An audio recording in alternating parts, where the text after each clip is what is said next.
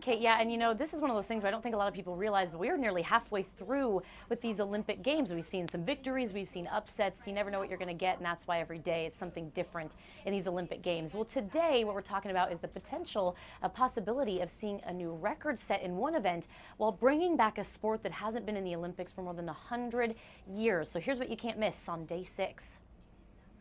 She fought her way to the Olympic podium 4 years ago. None of those girls have been there. They don't understand what it takes to get to the top of the podium, and I do. Today, judo star Kayla Harrison begins her quest to become the first American to win 2 straight golds in the sport. Plenty of gold for Katie Ledecky and Michael Phelps already, but today, a chance for even more, swimming in qualifiers in their signature events. Ledecky in the 800-meter freestyle, Phelps the 100-meter butterfly.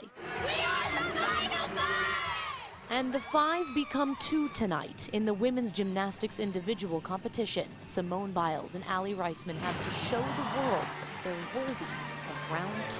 Oh, man! Golf tees up for the first time in 112 years today with a hint of home.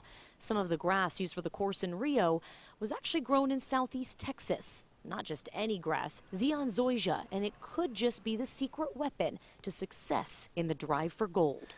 It was interesting. I know Gil kind of said, hey, stop me if we're getting a little too deep here as far as the science behind why he chose the grass and what he did with it. But pretty cool to learn, you know, further into the golf course design.